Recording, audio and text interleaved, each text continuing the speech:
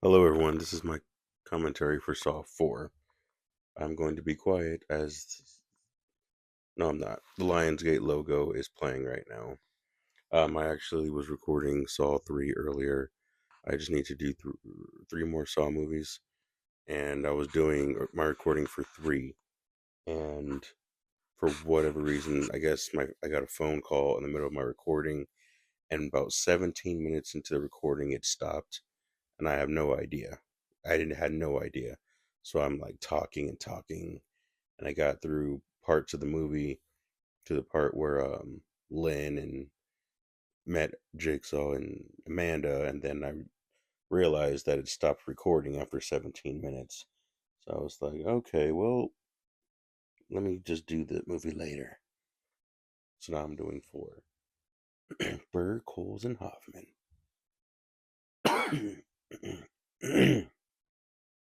This is the unrated director's cut. And I'd like to say happy 20-year anniversary to the Saw franchise. This is the 20-year uh, Darren Lynn Bousman, the 20-year audio fan audio commentary. So yeah, it was supposed to be part of the 31-day Halloween thing that I was doing, but didn't work out. It's actually November 2nd. No, 3rd, because I think it's like 2 in the morning. So I think it's November 3rd. No, November 2nd at 2 in the morning. Yeah, 1:55. And here's our doctor who's dissecting the table, or dissecting Jigsaw on the table. Um, the actor who's actually playing this doctor, he was actually the surgeon parts was done by someone else, where those shows the close up of the hands versus the actual actor. The actual actor wasn't good with holding his hand still, so close up shots were someone else. Don't remember which doctor it was out of these two. Yeah, this is actually my favorite Saw. The fourth one is my favorite Saw movie.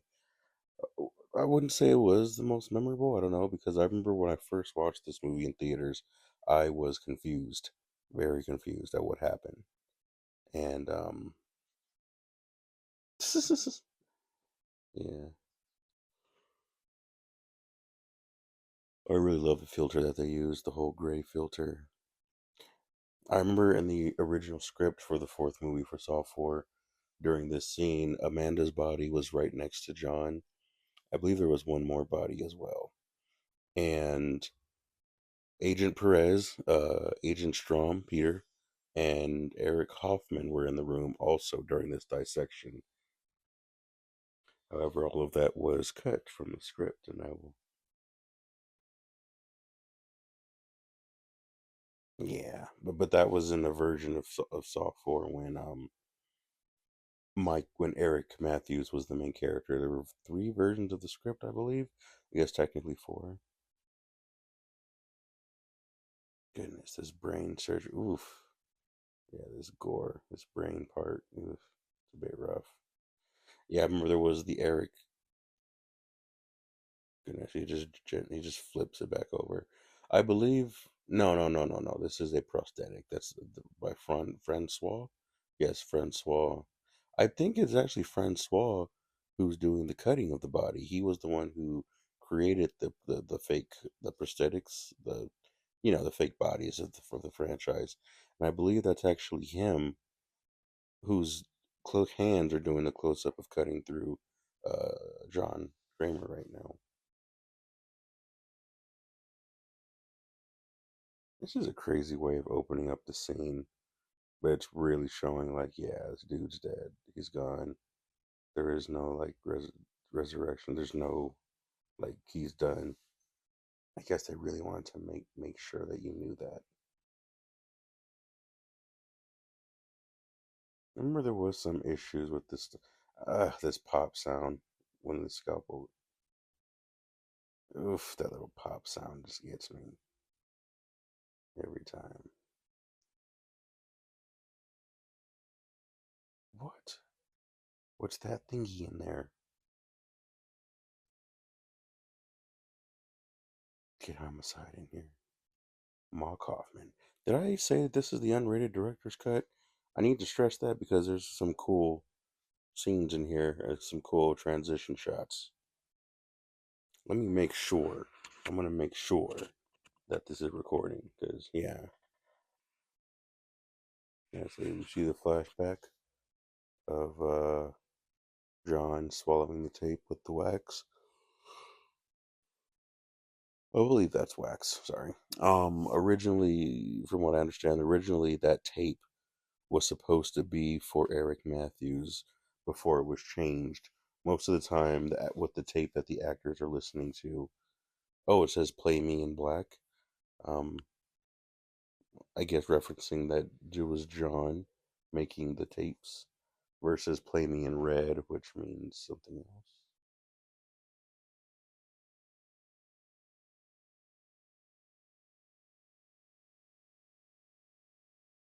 I promise that my work will continue. You think it's over?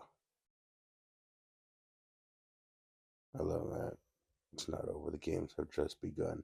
And it's funny when he says that the games have just begun, you hear this weird noise and then it goes into this next room and it feels like a flashback. That transition feels like a flashback. It's weird to say. I never felt like it was going forward in time. It felt like it was going back in time with that transition. Ooh, I don't have a drink this tonight. I did. I think a water. I don't remember what I had. There's our boy. This gentleman. Oh, I actually have notes for this one. That's right. I actually have to open my book. This gentleman, the bald gentleman, he was actually in Saw 7. He was laying down, and our boy, the doctor, the good doctor, was seen stitching his eyes closed. And yeah, the actor was laying down. The character was laying down. Oof. Wait, hold on. Let me move this. Okay. And here's our character, Art Blank. I remember reading in the original script he had a different name, but so did Amanda for whatever reason. Amanda's name was Amanda Dinlin. I'm not sure why. Alright. Excuse me while I noisily flip pages.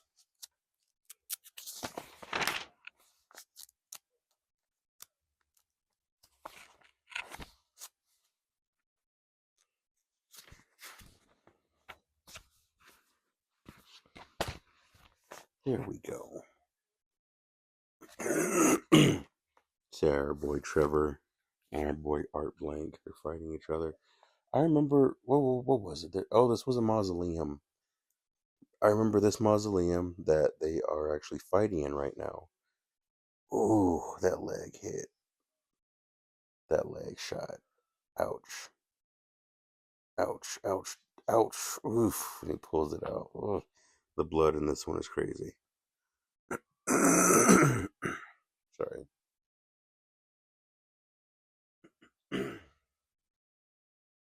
I don't remember what the way out of this was, but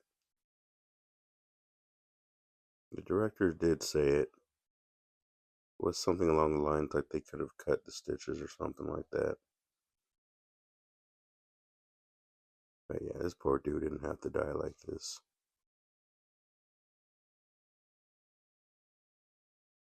Poor Trevor. This is called the Mausoleum Trap. Um, I believe this. I believe this scene was actually filmed in a mausoleum because of influence or for Repo, the Genetic Opera, which was another movie by Darren Browsman, the director of this movie.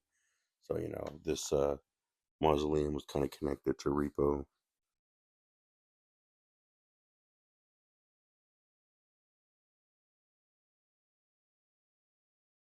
Do, do, do. We got the SWAT people in here. Because, apparently the SWAT raids in the Saw movies are mainly signatures for Darren Bousman. There's Hoffman. Costas Mandalore.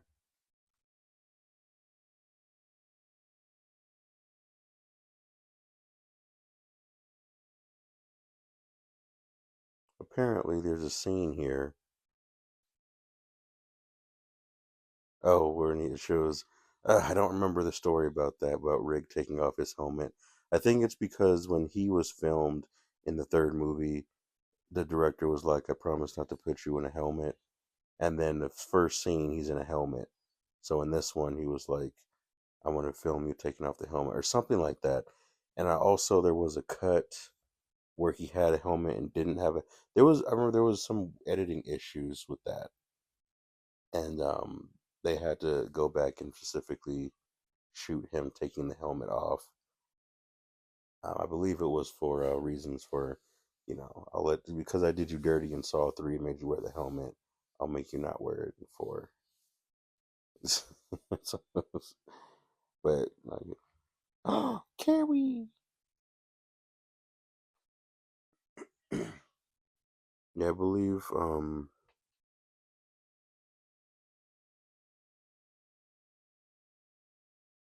no, this is the angel trap. Goodness, poor Carrie. That poor body. That body actually traumatized me for a minute, for a while, for years. That little iRobot toy machine thing that they had, it was actually wasn't as smooth as it was in the movie. It tipped over a lot. Yeah, so here's the first clue that we got was Hoffman telling Rick, "Do not go through that door. You know never to go through unsecured doors."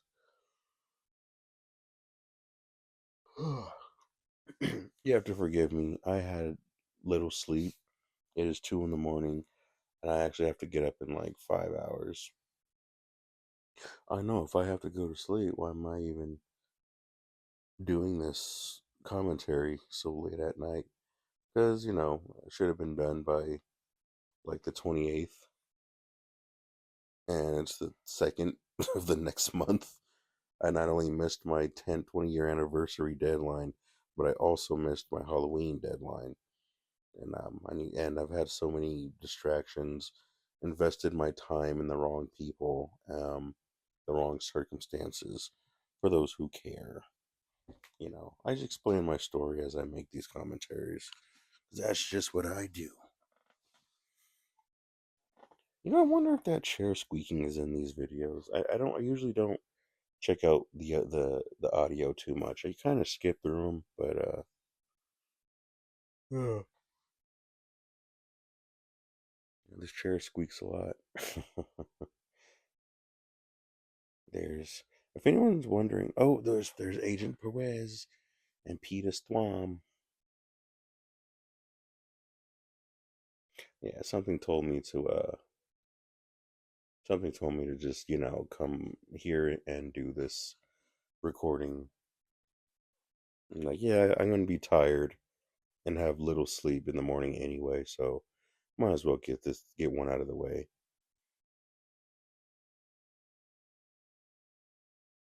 There's our boy Rig. Poor Rig. There's the forensics lady who got stabbed. Oh, there's our Asian doctor who was in Saw 5, who filled in the role for Tap's character in Saw 1. Didn't really make those connections until now. Yeah, in the OG script, Peter was very aggressive. So there were 4 different versions of this movie, of the script. There was the Rig version, a Rig's wife version, the Rig's wife version. Okay, so there's this version, then there was the Riggs wife version, and then there was the Eric Matthews version.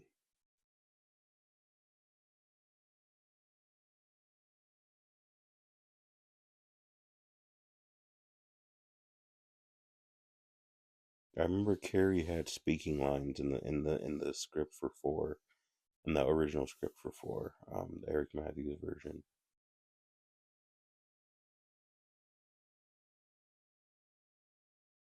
Jill Tuck, man, Jill, she's so pretty. She's so beautiful.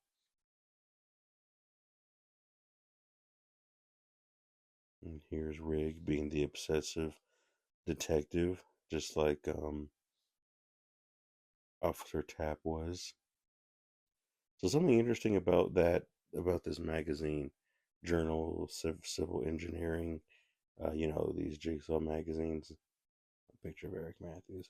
Something interesting about that magazine, it actually motivated me to create my own fictional character, my original story. I do not remember what his name was, but I remember I foreshadowed him in the fourth book of Hanru Suzuki. He was put on a magazine or a book, and he was like this this famous dude, and he did something amazing. He was a famous author who wrote a book and had a cool philosophy, and it was a foreshadow of this old man who was secretly ahead of this cult of serial killers, who was basically, they were a family. And there's then this whole family was like accepted each other for their flaws, and they just kind of worked together. They just kind of were associated with each other, and it was like they had each other's back. And this dude just like took in this group of serial killers and turned them into a cult, and it was a whole thing. I'm explaining it badly, probably, but yeah, he was foreshadowed. And when I actually wrote for the character in volume six, I ended up actually killing him off. After writing one conversation with him, I felt like I couldn't keep up with him, and I felt like he was too much like the Jigsaw character in Saw, and the influences was just too much there, and I feel like it didn't come out right, and the character ended up giving the main character his philosophy and dying off, and leaving the main character um, as like the next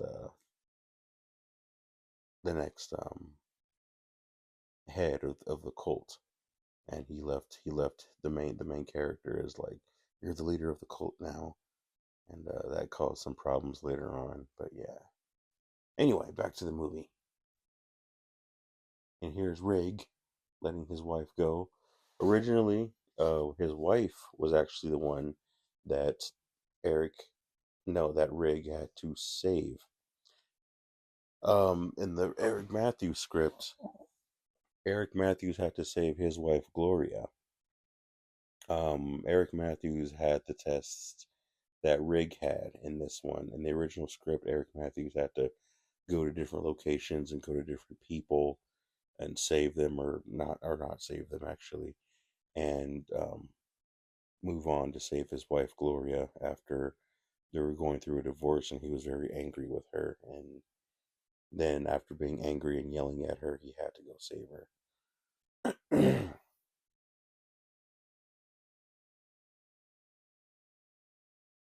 But that was changed when Eric Matthews done when Donnie Wahlberg didn't want to come back for the script, so they changed it. The script is still available to read. I don't know how it ended though, unfortunately.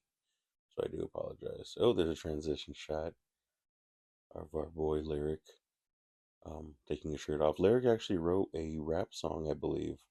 I believe he wrote a song about Saw, and then I think he showed Eric Belzman. I believe he did, and I don't know what happened to it. I know there was like two or three. But... So right here, when he goes to sleep, and you see the light flash, and you see the shadow run past the doorway, that was not in the theatrical version of the movie. That was in the director's cut.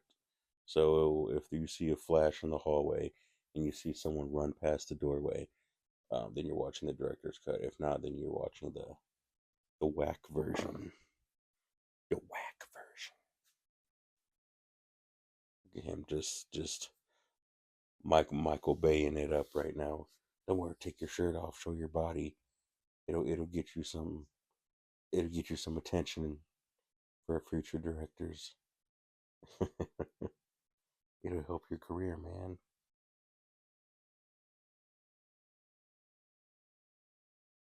I wish I could remember these plastics because I remember there was a story with the plastic too, but I don't remember. Oh, where is he? Where is it? Oh, the piggy got him. Piggy got him.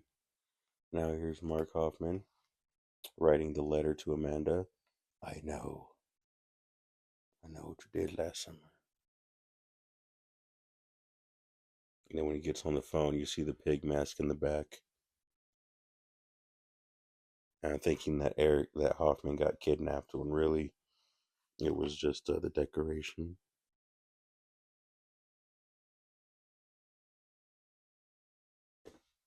There was a deleted scene, which I forgot to mention earlier. Yep, there's a red question mark instead of a black question mark, like in the first movie. Um, there was a deleted scene in the police precinct that I forgot to mention, and Mark Hawkins said these are 19 people. There's some people that disappeared. If you want to find the accomplice of Jigsaw, check with these 19 people or 16 people, one of the two. And Peter just takes a deep breath. In the original script, they looked at those names, those pictures, and one of those pictures was actually the character Jeff. Can't pronounce his last name, something Holder or something, but it was Jeff from the first Saw movie. Excuse me, who was actually laying down in the chair and had the drills going to penetrate his head. He was actually supposed to be in this movie. He was scripted to be in this movie. Now here's Eric Matthews on a block of ice.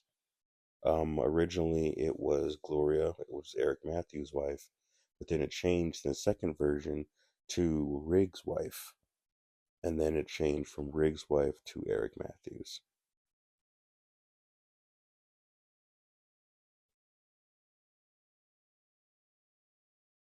And of course, the whole theme, the whole idea of this movie is obsessively trying to save people's lives, or and eventually, and them not being them needing to save themselves. You can do a lot for a person, but like if you do a lot for people, there's nothing wrong, but it's just, sometimes you can't forcefully help people out. You gotta help them. You gotta let them save themselves.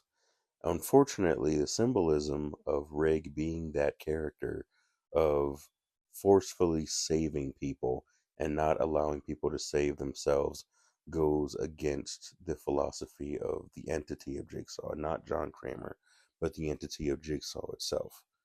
And the entity of Jigsaw itself has many layers and many different pieces of that puzzle. And these characters that really are disciples are actually pieces that make a bigger whole, that make a bigger jigsaw puzzle. And Rig was not a part of that puzzle he because he chose not to let people save themselves, which goes against the philosophy of Jigsaw. So unfortunately, he had his timely, end, but he probably would have been recruited if he understood, okay, these people do have to learn how to save themselves. Now this trap right here that Brenda is in, I think her name is Brenda. Let me see. Yes, Brenda. That's called the scalping seat hair. Excuse me, scalping seat hair trap. And I believe Ivan was originally in this one. Ivan, the dude from the hotel room that got his limb, he was in the hotel room or whatever in this movie. Um, Originally Ivan was in this one, and there was like something in his mouth, and Eric Matthews had to like reach his hand into his mouth to pull a key to open up the lock for the dude for Ivan who was stuck in the chair. And then he couldn't touch the guy's mouth. And so Eric was doing that, and what happened was Peter Strom, thought that Eric may have been an accomplice. So the SWAT team went in there, and Eric Matthews' apartment was rigged, and then these like four cops, ended up getting killed. Oof. Yeah, her getting her scalp ripped off and the blood shooting out was digital because it looked kind of fake. The getting the number combination, I believe that was added a little later after the design of the shooting and the design of the trap. And there's a nice little cool transition, the woman walking and have that transition. This movie has some of the best transition shots I've ever seen in a movie. Boom, he puts the Asian dude, he puts the papers down, and it shows back to Brenda. But yeah, Eric Matthews was in his hotel room, this apartment, and the traps went off and killed like five SWAT people. And then Eric Matthews ended up accidentally touching the sides of the dude's mouth, and it triggered one of the wires, and the guy got his head cut off. And the cops ran in and saw what happened, and they tried to shoot at him. And Eric Matthews was using his body as armor as he tried to run to the window, and the cops were shooting, and they end up shooting the dead body of Ivan, and then Eric Matthews jumps out the back of the window and runs through the alleyway, and Peter shoots at him, and and yeah, he misses. Peter and Matthews gets away. Eric. Now, right here we have her trying to stab him. Now, I could be getting this wrong. I could be getting this wrong because there was another character named Bernard, and I think it was actually this that character Bernard that was in this situation. Oh, I love that! I love that when he throws her into the glass and it breaks, and now we're back in the hospital. I could be getting that wrong. I don't know if it was actually Ivan in this trap because Ivan. That's right. No, that's right. No, no, no, no. Bernard was the name of the character who was in Eric's apartment, not Ivan. Ivan was in the second trap, and in Ivan's trap, Eric Matthews saved him, but then Ivan had to kill Eric Matthews. That's right. And then Ivan was like, "Are you a cop?" And he was like, "Yeah, I'm a cop." And then Ivan tried to kill Eric Matthews, and then Eric Matthews had to do something. I think he had to shoot him, and so that he would stop this dude from trying to kill him. But yeah, I'm so sorry about that. So yeah, this whole idea of Brenda being in this trap and then her killing Rig afterward was originally two different traps by two different people in the original script. And now here's a sense of Saw is beginning anew. There's a new beginning. And when you are dealing with the new beginnings in Saw or new reboots or things like that, then you have to, I guess, pay homage to the previous director, I guess, but also you need to have references and Easter eggs and things like that. Hidden secrets that reference um, that, hey, we're starting over. Um, yeah, sort of like that fan. I really love that fan in the background. That fan that's spinning in the background has a very symbolic meaning when it comes to our boy James Wan, who went to go direct *Malignant*. If you ever watch *Malignant*, you will actually see references to the Saw franchise. You will see references to Jigsaw's cape, and there's a saw blade that comes out of the wrist in *Malignant*, similar to the blade in Saw 1. You can see some Insidious. You can also see some Saw 3 and 4 filters, green filters and scenes, as well as some detective stuff. You can also see some Aquaman and I believe The Conjuring. But yeah, all of if you watch Malignant, you even see the shotgun reference that was in the first movie. But if you watch Malignant, directed by James Wan, you will actually notice a lot of different Saw elements and themes and Easter eggs hidden in that movie, especially the creature, the main killer, creature person design or whatever. Apparently, that scene, that flash where Eric Matthews is poking at the rat was like a him being in character and him playing with a dead rat, and they kept it in the movie. There was a movie that Donnie Wahlberg was in where he was like a homeless dude or something. So he went out and he didn't go to his house for like a month or something like that, and he lost like over 100 pounds or something, and he stayed homeless and stayed out in the park, grew his beard out, didn't shower for like a week, so that he could stay in character for that movie. Yeah, he really does do a lot. This scene right here, where you see the doctor, or the detective. Sorry, I talked over it. But right here, when you see the detective or the SWAT team walking into the Riggs apartment, you see that it's empty. But then, as the camera moves around, it transitions into like the future, and then you see activity, and you see the cops and the detectives everywhere. This was actually one shot that was, and the actors just kind of hurried and ran throughout the room as the camera was moving. They ran behind the camera and got into position, and yeah, did a smooth transition there. There was a lot of cool camera shots in this movie. Yeah, Darren Bowsman, he did two, three, and four, and then I think he did two, three, four. I don't remember the other one. Oh, Spiral. Yes. Two, three, four, and nine. Here's Peter quickly piecing everything together. This is who we're looking for. Jill Tuck. And the original script, Jill Tuck was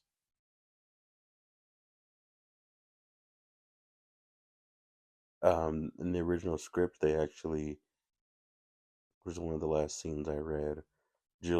Tuck was actually interrogated in her apartment, and Peter antagonized John a lot. And Jill showed that she still loved him, and they she got a little catty with him. It was like he's dead, but he was a nice man. Agent Perez.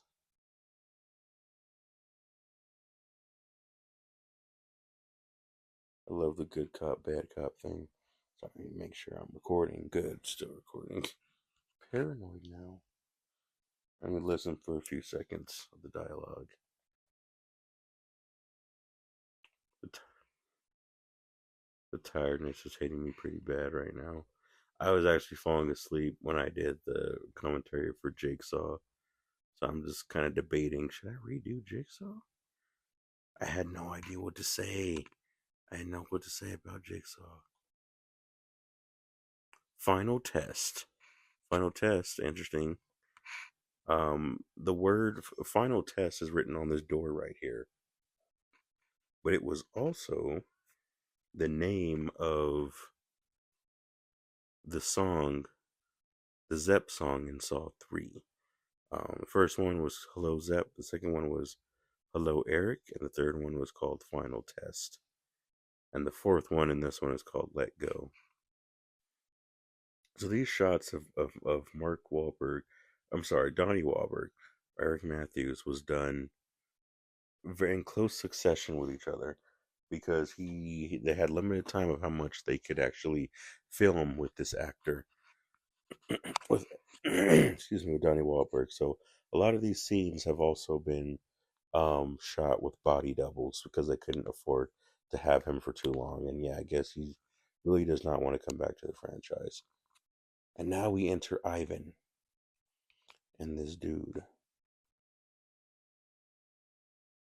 And now we have Rig opening up the apartment door. This apartment number 261. I know this isn't really an Easter egg or anything, but if you actually add those numbers together, equals 6, 7, 8, 9. It equals the number 9. The number 9 was actually the next Saw movie that Aaron Bowsman did after his departure as a director in this movie. Interesting. There's that picture of Riggs' wife. And I could have sworn this was his daughter's head. Like everyone in the theater thought it was her head. Remember, I went to school the next day.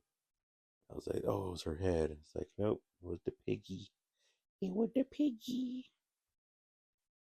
Yeah, I'm getting scared. Now he cherishes her. I got scared for a second. Then he got my wife.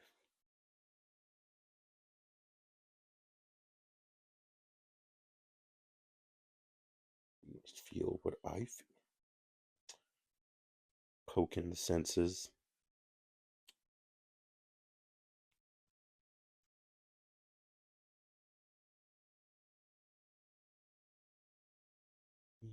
He said himself. Yeah, trying to explain the symbolisms of what that means of taking each of these senses, see no evil, feel no evil, all of that, and applying it to the philosophy and symbolism of this movie. That's the thing. This dude, Ivan's kicking out this random guy right now. Oh, there's a dog. That white dog is actually the director's dog, Darren Bowsman, and he actually was very was shoot. It was very cooperative.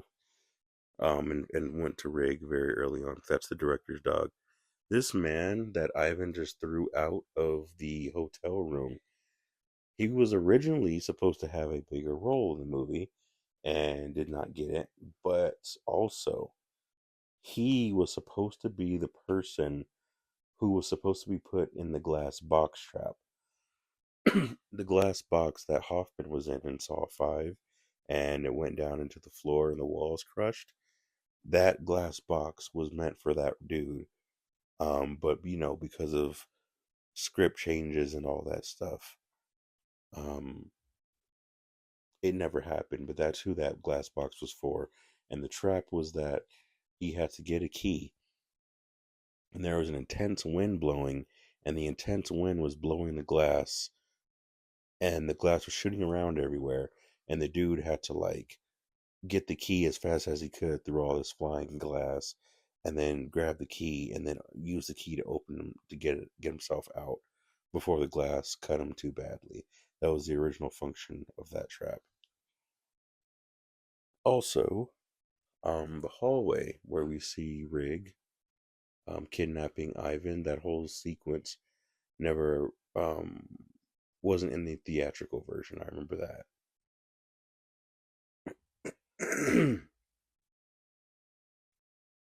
There's Cecil.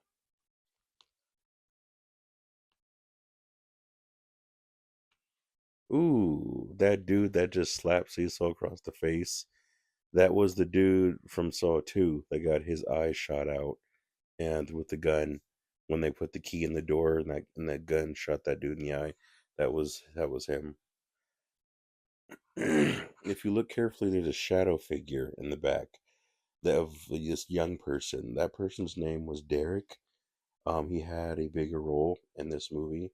He had a bigger role in the original script. He was involved in the ending of the script. I remember that. Wasn't sure what his whole role was, but he had a bigger role. All of his scenes got deleted that were, a part of the movie, but that actor eventually came back for Saw 6, and he ended up being the kid who pulls the lever and talks to the insurance guy William, and he's like, "You killed my father. You killed my dad." And he pulls the lever, and that trap comes and shoots the acid in the dude. That's the same actor. He just had a different name. In this movie, his name is Derek. In 6, his name is Brett. um,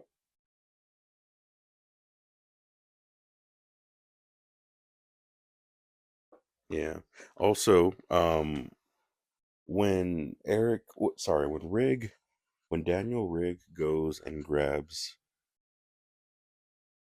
when Rig grabs that opens up the box, looks at the painting, it says she needed you, but it was digitally changed to needed you from she needs you. So they digitally removed the S and digitally added ed.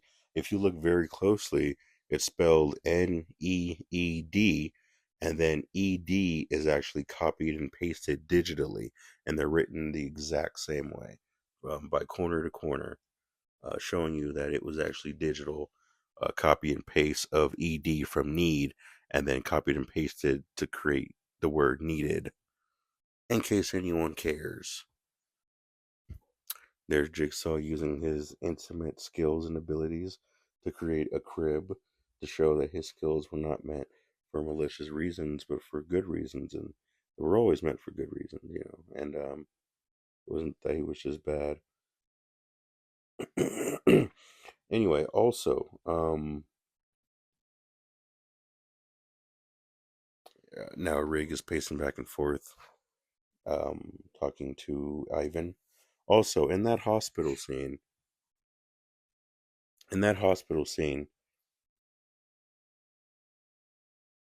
yeah, this scene right here where it shows Rig skipping and him losing his mind a little bit, him trying to collect his mind, you can kind of see reference to that in Saw X when John kind of lost his mind a little bit in the factory and was like, oh man, you can see his mind kind of splintering. It's not quite the same, but it's kind of there. These pictures of these women were pictures of the director's wife, the director's lawyer. I don't remember who the third one was, but they were all a part of the director's life. I believe one his agent. I think the third one was his agent. One was his lawyer, and one is his wife. And they just did these pictures, and then, you know, added it later on and all that, digitally, whatever. In case anyone was wondering how they got these pictures, it's all right. They're the director's people. Anyway, back to that hospital scene. In that hospital scene,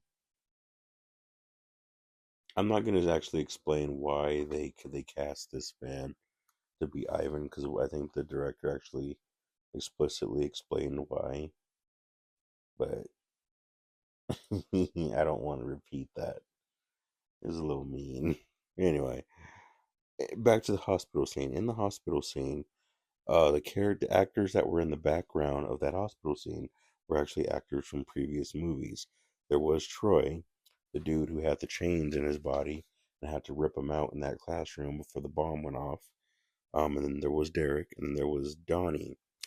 Donnie was the dude who had the question mark painted on his stomach in the first movie, and Amanda had to stab him in the stomach and get the key out to open up the reverse bear trap. Um, that character Donnie was in here. Um, yes, because Mark is the yes, that is Donnie. Michael was the dude that was in the Venus flytrap who had to cut his eye open in the second movie and didn't, and the Venus flytrap closed on him. Michael, he was there in the hospital. Gus, the dude that got his eye shot out with the revolver, and Paul. Paul was the dude who crawled through the razor wires in the first movie and got stuck in the razor wires and bled out. So those actors were the characters that were in the background of the hospital scene. The director did not film the way he wanted to, or they didn't use the right shots. But those were the characters that were present in that hospital in that scene. In case anyone was wondering, also, that character Donnie, who had the question mark painted on his stomach, Amanda had to cut out. I read somewhere that he was Amanda's drug dealer, which was the symbolism of why she had to kill him in her trap in the first one. But also he was the ex-husband of Jill, um John's wife, Jill. So Donnie was her ex-husband. Some interesting lore, I guess, or that's what I read, that yeah, he was her ex-husband. Also, the actor who played Donnie, his son was actually in Spiral as the pizza delivery guy.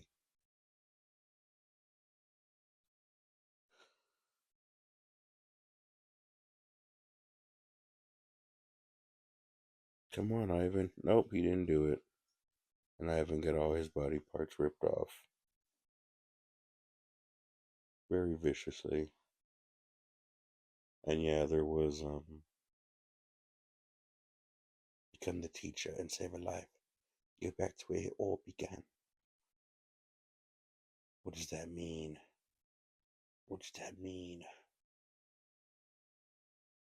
I believe this girl is the director's niece. I believe that's his niece.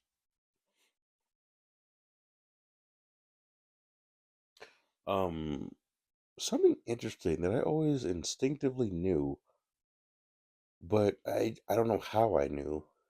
But in this hallway, there well, when Rig walks down the hallway, you could see it. But down this, I'll point it out when I get to that scene. I usually cut myself off during these commentaries, but eventually, whatever I cut myself off doing, I eventually get to it. Look at this! This punches this dude out. You did my the biggest mistake of your life. There you go, Rig. That's a little rough, you know. So that shows that this little girl was abused. She was being physically, possibly even sexually abused by this teacher, and so Detective Rigg is trying to Daniel Rigg is like, hey, you know, you can tell me it's okay. You can open up. You can trust me.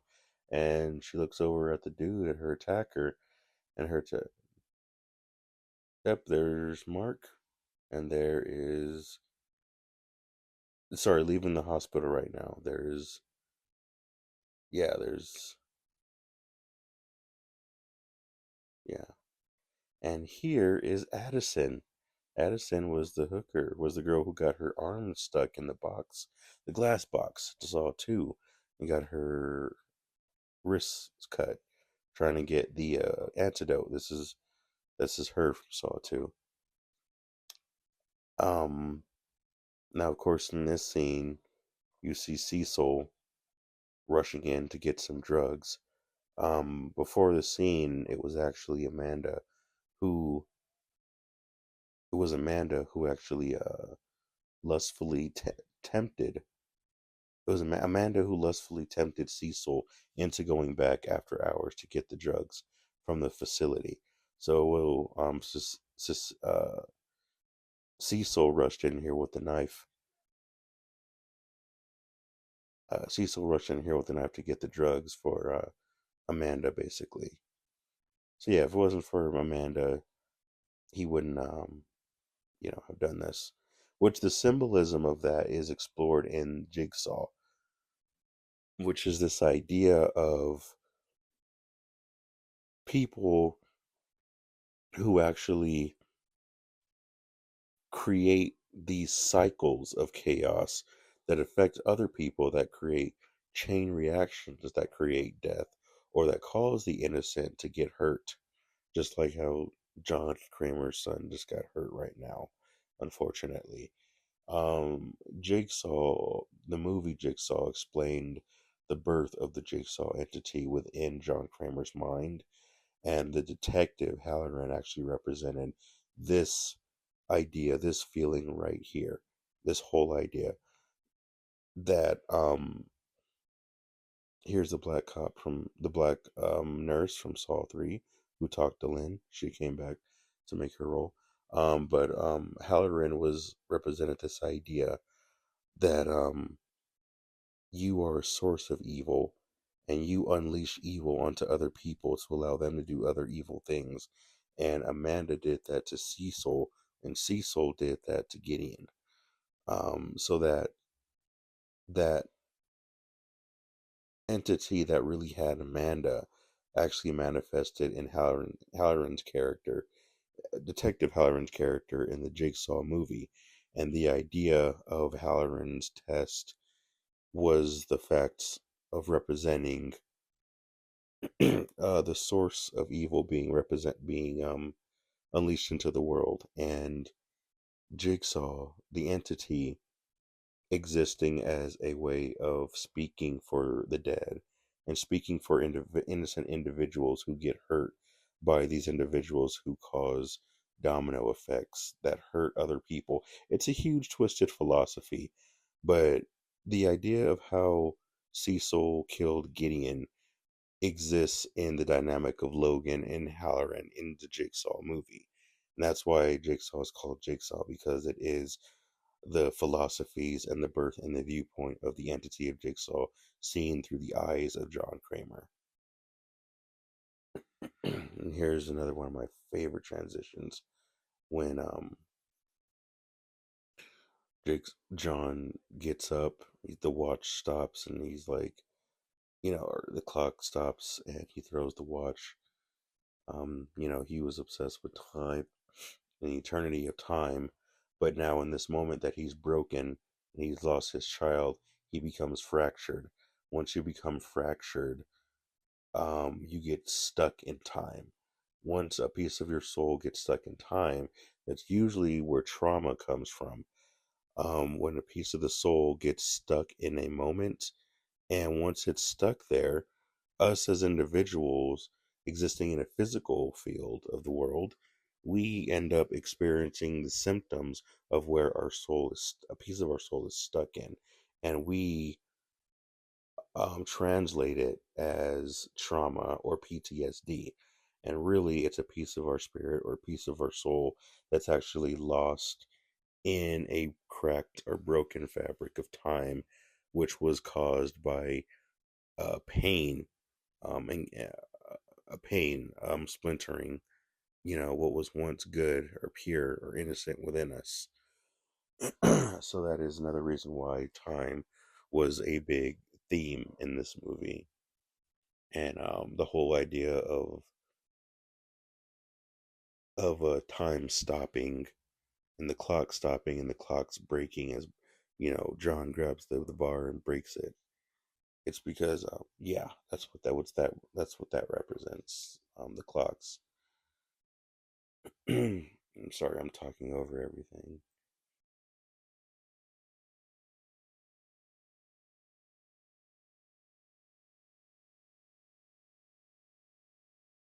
But yeah, in case I don't do Jigsaw, I did want to explain that Logan represented that part of Jigsaw, which was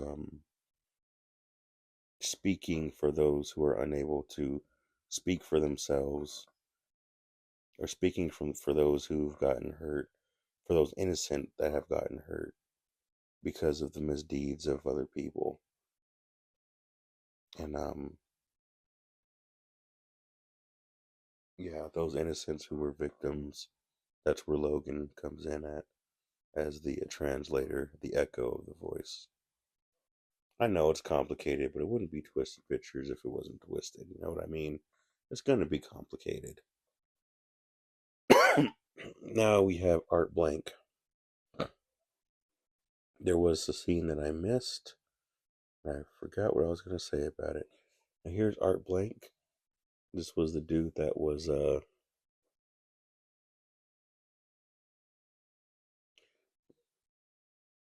here's Art Blank, the dude that was had his mouth sewn together in the beginning of the movie. So right here you can see Art Blank wipe his mouth and then rub his finger against his nose. If you actually look carefully at all of these characters, their facial expressions, you can see some of them cracking smiles. It's because apparently the three of them came back from lunch and just farted. I guess they were just playing a farting game, and they were just like three kids working through their lines and just farting up the room.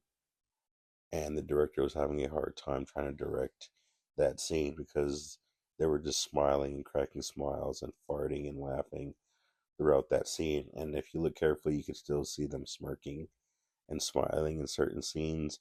Some of their faces get a little weird because they smell something. But yeah.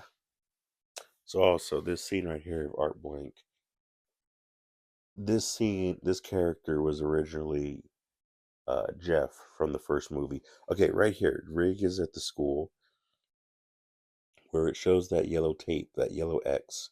That's what I was gonna say. That little girl, that yellow tape with the X. That is the room where Troy was when he had to rip the chains off of his limbs and the bomb went off. That was his room. That's where they filmed it.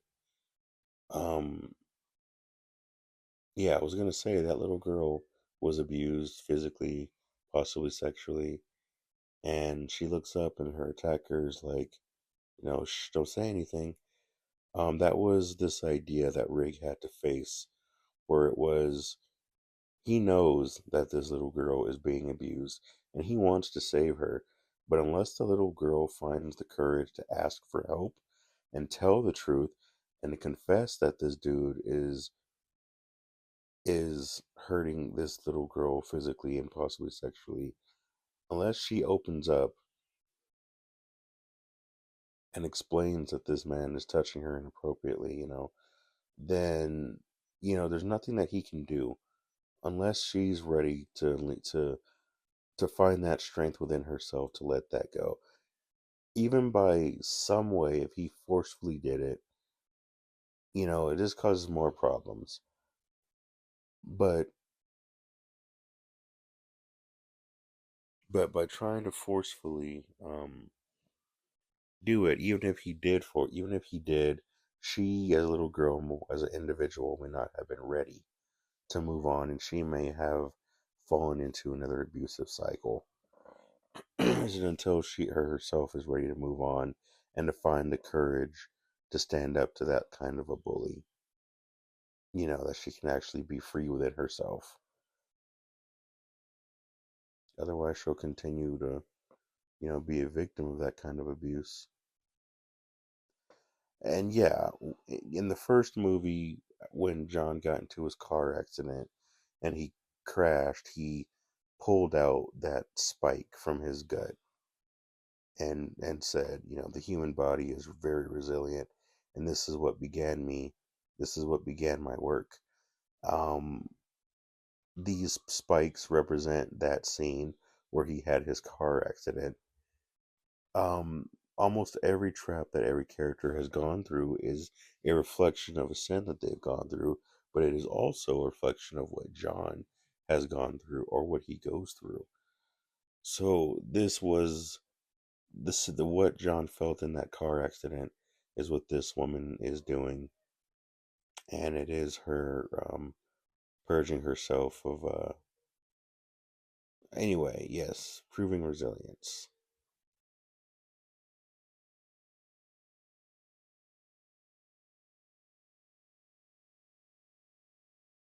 Yeah, so this was John escaping from his car accident, and after escaping his car accident, he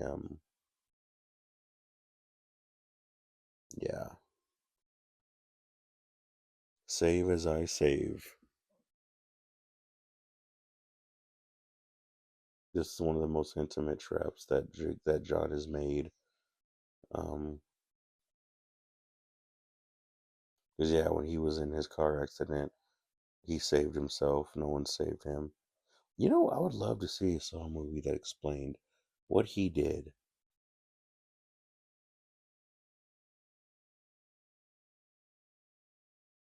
What happened when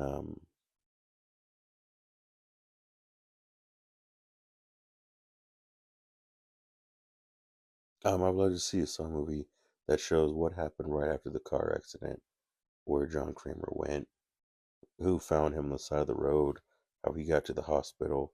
I would love to see a movie about that. Maybe I'll write a fan fiction about that.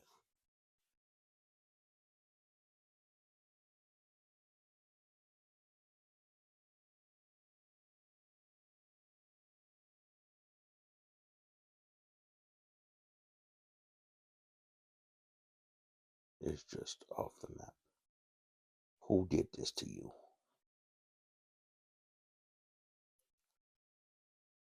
Alright, so here's Rick trying to save her. Oof. Ouch. Ouch.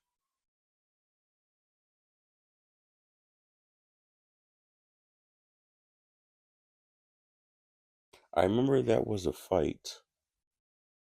I think in the theatrical version, he actually didn't pull that out. I believe. Go home.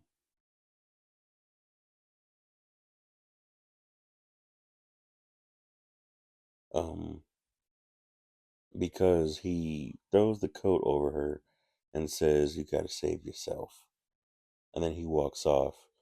But then moments earlier, you see him pull the stake out. So I like the director's cut because it shows the inner confliction that he's going through. It shows the inner confliction. Now, when Riggs says you have to save yourself, he takes his coat off and puts his coat over her and walks off. That shows that the righteous cop that Daniel Rigg is being shed from the character, and the piece of clothing being removed symbolizes that he's turning away from the side of good, and he's following a dark path by listening to Jigsaw and the rules. Which, yeah, is the rules, but it's like a dark path, that he's following and being manipulated.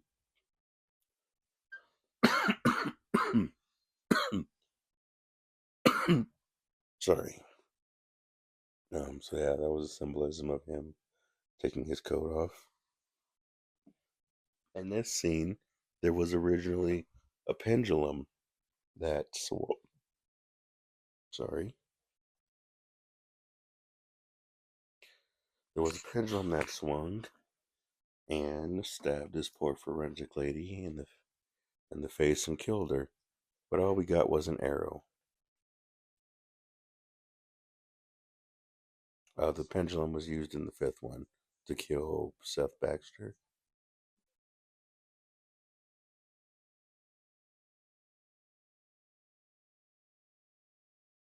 And now we have our boy Billy. Um, one of the few times, once again revealing that he's alive, he's real, that he's actually the one controlling the strings. He's actually the puppet master. One of the unexplored themes of the Saw movies.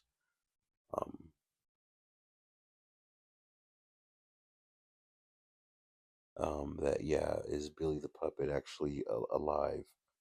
And yeah, yeah, he's alive. He's doing his thing.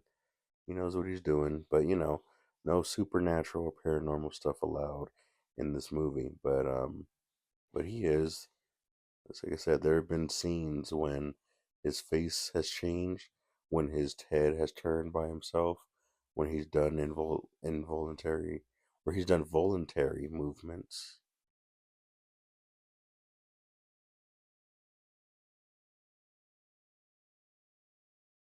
I remember I was really scared on that scene in movie theaters when Perez was slowly reaching to play the tape.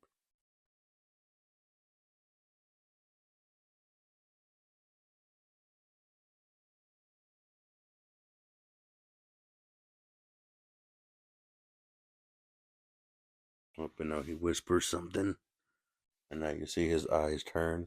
If you look very closely at Billy's face, his facial his face completely changes from more happy to more sinister right before the shot goes off. His face changes.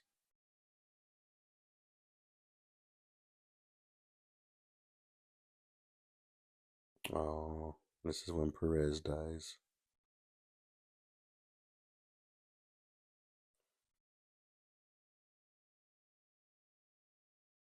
Yeah, Perez originally died apparently, but they needed to kill off a cop in Saw 5. So they brought her back in Saw 5 just so that they could have a cop to kill because they were unable to kill Erickson. It was 5 or 6, one of them. And so, yeah, 5. So then they were like, we couldn't kill Erickson, so we had to bring her back. And then it was six. That's right. And then she ends up dying in that one. They brought her back just to kill her off again, and then they kill Erickson off anyway.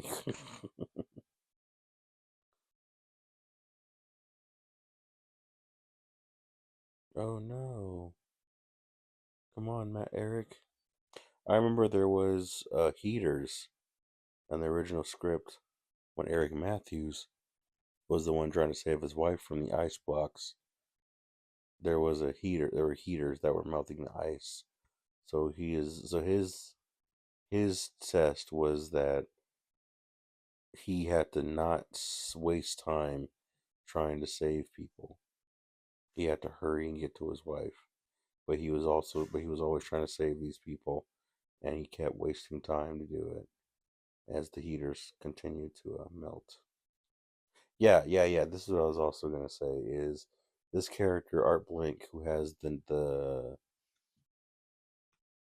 heck, what is it called? Sorry, what is it called? Um,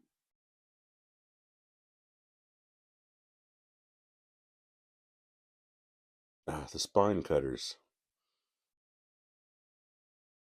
Oh, if you guys want to know what those Ivan's trap was called the bedroom trap, and the two old couple in the school, their names were Rex and Morgan, and they were in the spike trap.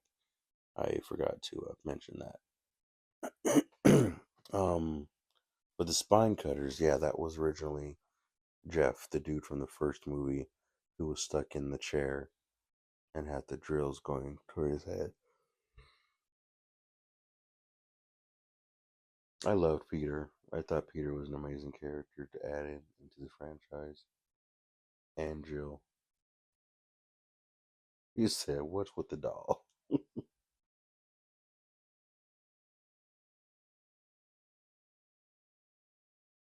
Yeah, I remember early on there was a scene where oh, I love that. If you look carefully at those flashes, you could see Peter yelling and pointing the gun like in his on his head and in his mouth and his chin. And then you can see another additional flash of him pointing the gun at Jill. Earlier in this movie, there was a scene where Peter goes in to question Jill and he actually takes the gun off of his holster. That was additionally filmed because one of the producers, I believe, was like one of the crew members was like, "Yo, he wouldn't like go in there and with a loaded gun." So they had to film him doing that. And you know what? This scene where you see Art Blank and Jill Tuck walk in, you definitely can feel some sort of like sexual tension between these characters. I know that the producers did say that they watched this part of the movie and said it, but I've always kind of felt that there was a little something going on between those two. You could just feel an energy between them.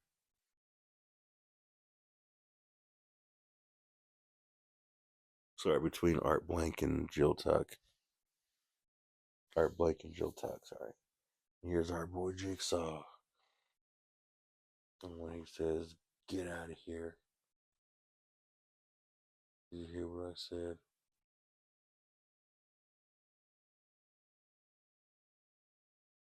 And he says the F word. He stops. Like, you heard me. Yeah, that's his other side kind of slipping out. But despite the pain, he's still kind of there. And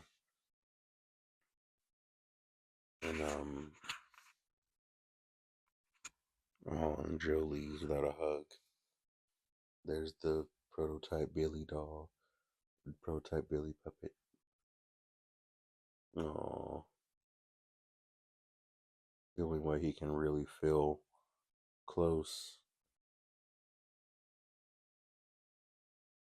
the only way he can really feel close with his son is telling people, "Hey, you need to cherish your life," because some people they don't get that chance. His son was innocent. His child was taken away from him like that, which contributed into birthing Jigsaw, which played out in Jigsaw when Logan's wife was killed by Edgar because Halloran let him escape, let him go free because that was his informant out in the street. So because Detective Halloran let Edgar out, Edgar went and killed Logan's wife, and Logan was like, "Yo, my wife was innocent," and Halloran, you unleashed this evil into the world, so you need to be punished. Edgar was the dude who got shot on the roof in the beginning of Jigsaw. So it was like a full circle kind of thing.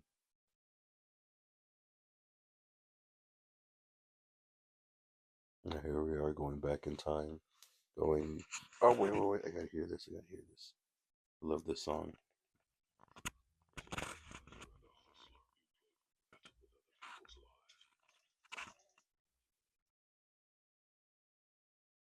Today.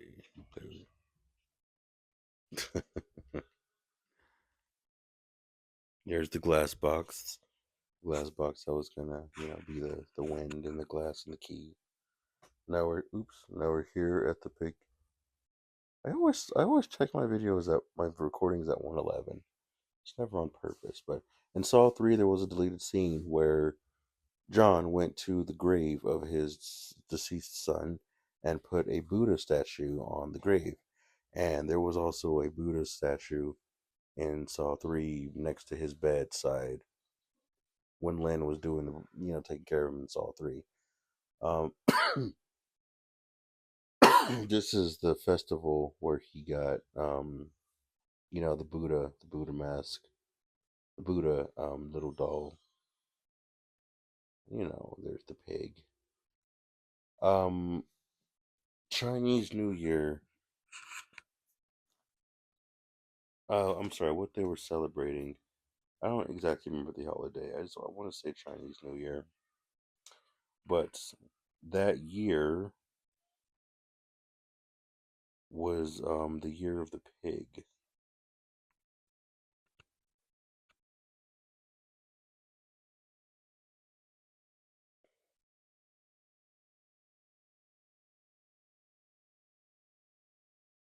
Mhm. Oh, it says you can't. He says no one can give you time. No one can. Time is an illusion.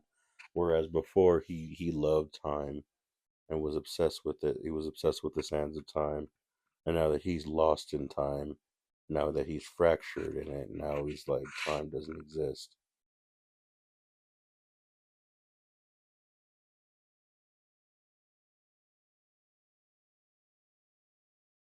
He said, "I don't have a soul."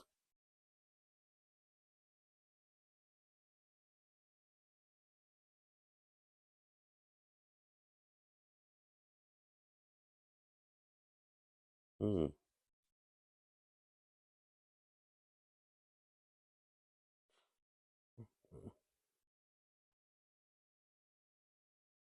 Sorry, Jigsaw's explaining. Um,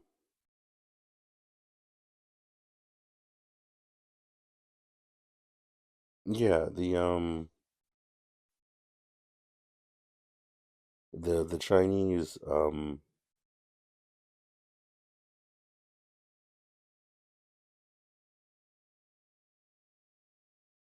the Chinese zodiac of the pig. Um, it's the tool. The tool was going to save your life.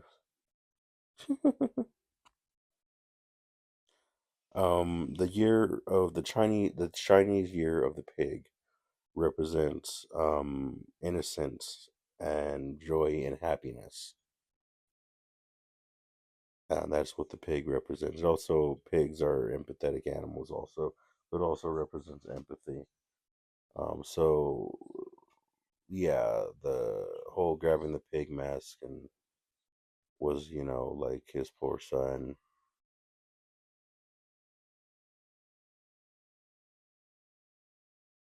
Yes, now Jigsaw's explaining press your face hard enough into those knives and then it'll break the chair. This was an idea of a waffle iron originally. The waffle iron you being used in Saw 2. That was Addison's trap that was never seen on screen. And the waffle maker or whatever was supposed to burn her face because she used her body for prostitution, used her looks for prostitution, and so it was meant to burn her face so it would kind of see so she would not abuse her beauty and denounce herself, her worth. That idea of that hot waffle iron was removed, and it was redone sort of here with the knives, the knife blades being in Cecil's face, cutting his face, matching the ugliness inside of himself. Also, the heat waffle press was reused in Saw X for Mateo when he had to take his brain matter out. This Jigsaw was still new to this, and this was his first trap. So when Cecil pressed his face into the blades, the chair breaking was shows how Jigsaw messed up his first trap. The chair was not supposed to break.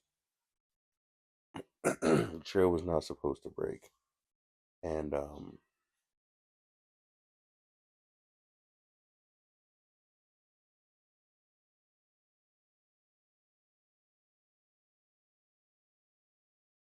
but it was like a mistake in design because it was his first trap. So that chair breaking represented that Jigsaw was making a mistake. There's the wires. Those are the same wires that got Paul.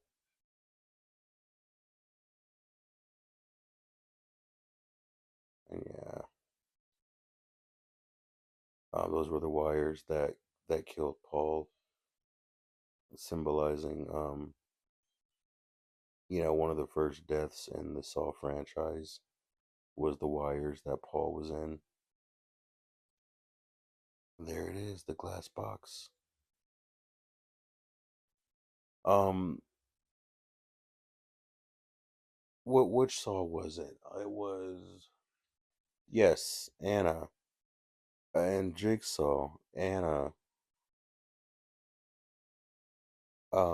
made her husband feel guilty, and because of that guilt of them losing their son, Anna made her husband feel guilty like it was his fault, and he ultimately killed himself because he thought he killed their child by going to sleep and accidentally rolling over their baby and suffocating it. When really, when he was sleeping with the baby, Anna didn't like its crying and ended up suffocating the baby while she was sleeping next to the dad. And then when the dad woke up, um, she was like, "You rolled over the baby. You killed our baby," and then caused him to go to an institution and caused him to kill himself. That scene in Jigsaw represented the guilt that Jigsaw had toward Jill, which was blaming her for the loss of their child because of what she's doing, what she does, what he disapproves of what she's doing. So that was so yeah, when you see that, she's like, I lost him too. That part of John that kind of blames her or maybe even himself for the loss of their son is seen in the Anna character in Jigsaw. Anna was the one who had the shotgun at the end. Final test. Another reference to Saw 3. And there's our boy giving giving Mark giving Matthews a chance, giving him the gun, the bullet, saying, "You got a choice." Oh man, I'm passing out. And now here's Daniel Rigg walking down the hallway. I guess I could say it now because I didn't say it in Saw 2. But Daniel Rigg is not a coincidence that Daniel Rigg is named after Daniel, um, Detective Matthews' son.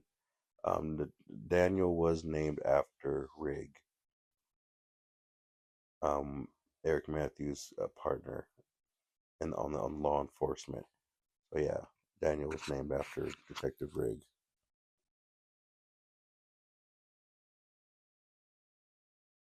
All right, and here's Peter. Wait, probably shouldn't put that upside down. Here's Peter. There's noises. There's the hallways. See his eyes. See. Here's the hallways, and down the hallways of where Jeff was. Judge. 3 minutes. There's Detective Hoffman and Matthews' badges. Have you learned how to save a life? And sometimes you gotta let people help themselves.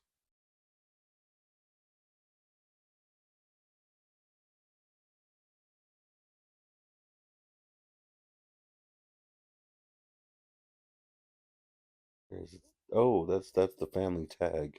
That's of Jeff's family.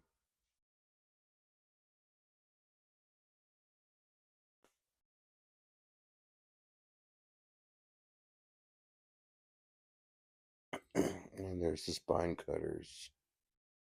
I know a lot of people wanted to see what that did. A lot of people did. They're like, I want to see what it did. Blah blah blah. This movie was very confusing because I didn't know that the dude that cut that had his mouth sewn, that cut it open, and then the dude with the spine, and then the lawyer dude from the school. I didn't know that was all one character. And it was also funny is I didn't know that Peter and Detective Hoffman were two characters. For some reason, I thought they were the same person. So this movie was very confusing the first few times I watched this. And now here's Jeff. It's like, oh, there's Jeff. He must be looking for his daughter. Who's coming through the door? Who's coming through the door?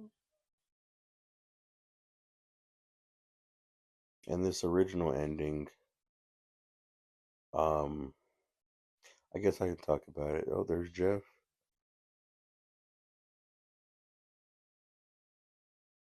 Amanda, I'm standing right here.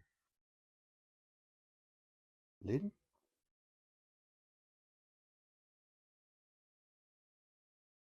I think that's Ivan's trap.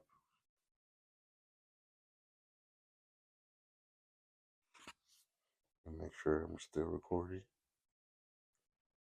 And then boom, Lynn gets shot. Of course, Hoffman blackmailed Amanda by saying, "Hey, um, kill Lynn, or else I'm going to tell John that you were responsible for Cecil going in there and killing the baby, killing their unborn baby." So that was more about what that shot was about. But it also represented, Amanda kind of losing faith. It represented a lot of things.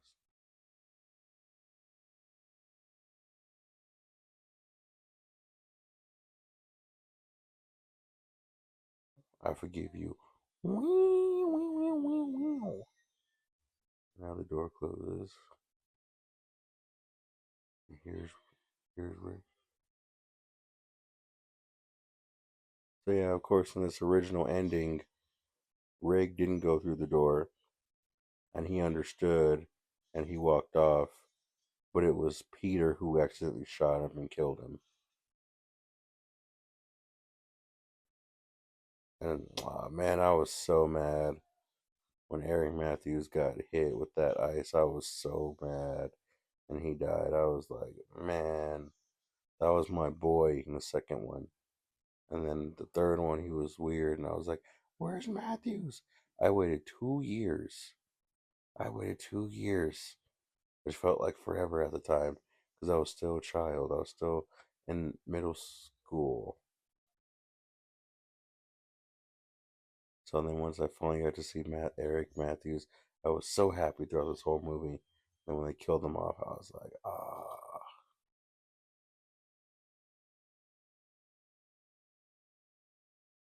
And here you see Peter shoot Jeff and kill Jeff. Originally, he killed Rig, but that was changed in the script. And in the original script, Jeff was actually killed in a trap trying to save his daughter by Chris, a man who was having an affair with his wife Lynn. The whole time Jeff was going through his trap, he was being watched by another person named Chris. And in the Saw 4 script, Jeff gets stuck in this container or whatever over these lawnmower blades, and the dude has to pick to forgive Jeff or not. And he was like, "No, Jeff, you let all those people die." And Jeff was the symbolism was that Jeff judged all of these people and let them all die. So now, who killed his son. So now he had to be judged by somebody who saw his actions. The dude chose not to forgive Jeff and dropped them into the lawnmower blades, and yeah, he died. But then Chris got pulled in for not forgiving and breaking the cycle of hate, and then got shredded. And yeah, so that's how you died. I don't know if Gloria was saved. But yeah, now Rig is learning that, sometimes you have to let people save themselves. Sometimes people do need help, but it's like at the same time, if you don't let people help themselves or save themselves, then they don't find that strength within themselves to reach that next level of who they are.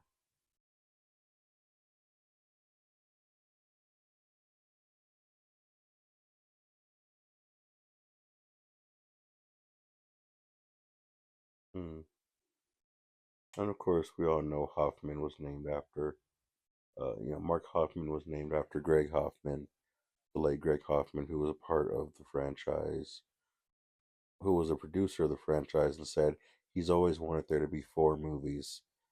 And then he passed away during the production of the second one. So Greg Hoffman saying that he wanted four movies was very symbolic. That in the fourth movie, they had a character named after him, who ended up being like the legacy continued killer character. Yeah, so Mark Hoffman was named after the producer of the franchise, who sadly passed away after making the first movie and was making the second one. Game over.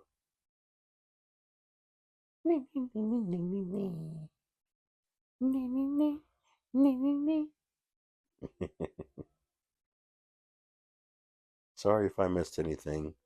And then here's Costas. Here's Mark Hoffman closing the door. Kind of a reference to the first one, kind of. That I am the new Jigsaw. Locks him in the room, takes the key out, and walks off. I think this was the ending, or there was more to this scene. One of the two of Mark walking away. I think that was the ending, or something like that. And then they added this dissection later, and then turns out that yeah, the tape was meant for Eric. That doctor that actually pulled the tape out, one of those doctors, Mark Hoffman actually killed him by stabbing him with a scalpel when he was hiding in the body bag in Saw 7 3D. The final chapter. And now John says, "Hey, I'm not here no more, but I gotta keep you in check." Directed by Len Bausman. That was a good movie. That was great. I actually had a lot to say on that one. Thomas Fenton. I believed this was the only movie that Thomas Fenton had anything to do with when it came to making a story. This was the only one. Do do do do do do do do. Stacy Testro. I believe she was the agent for Lee Winnell in Australia and made the suggestion that they brought this movie to America, to Hollywood, to make it, because Australia didn't want a script that was like that. So not Betsy Russell, so Stacey Testro, and she convinced Lee Winnell and Athena Karkanis. Athena, that's that this Agent Perez. But anyway, Stacey Testro convinced them to Donnie Wahlberg convinced them to David Armstrong to take it across town. Uh, David Hackle actually um, directed the fifth one, and then Kevin Gruder directed seven and I believe six. Yes, so yeah, Stacey Testro. I also wanted to mention um,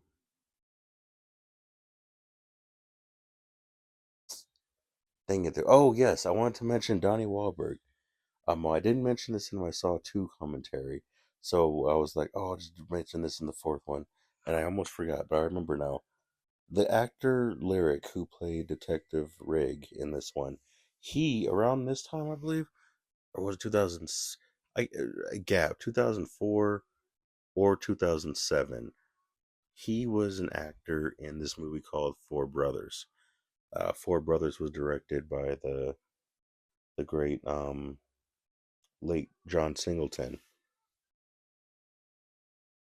who went off to direct Boys in the Hood, Baby Boy, Too Fast, Too Furious, Four Brothers, and some other movies.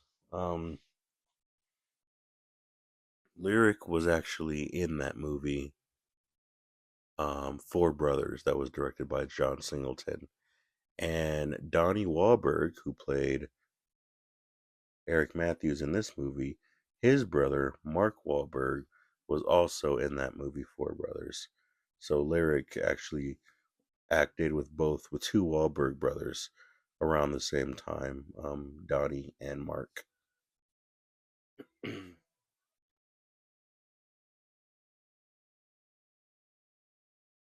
This is a nice song. I don't know who this woman is singing, but she's nice. This was an alright movie. This was an alright franchise. I'm almost done doing these recordings. I just got two more movies to do now, and I'm posting for my 20-year anniversary. It is going to be late, but it is what it is. I hope you guys do enjoy these, especially 5 and 6. I had a lot of fun doing 5 and 6. And 4. I had so much fun doing this one. So 4, 5, and 6 were like my favorite recordings. The second movie, in the Saw 4 script, the characters from the second movie actually met prior to each other in the house, and the fourth script shows that these characters went to the same clinic to get help. But the thing was, they thought they were just regular junkies, and most of the characters from the second movie that were in the house actually went to the same rehab area, but they didn't recognize each other because, as why would they? As the script would say, as the script said, why would they? Why would they know each other? But yeah, the characters from the second one came back. Characters from the first one came back. Dude in the chair. Yeah, there was some wild action in the fourth script. In the fourth movie script, there was one scene I read Yeah, this song is called "Let Go," I believe, by Charlie Clouser. When one scene, Eric Matthews is like in the yeah, I'm watching the end credits. Yeah, I'm sorry, I like kind of talked through the movie. Anyway, Eric Matthews is like at a train station, and the cop is like, "Oh, go get him." Yeah, 2007. Go get him, and this woman recognizes Mark and points to him, and the cop's like, "Oh, that guy, I'll get him." And then a train busts through the building.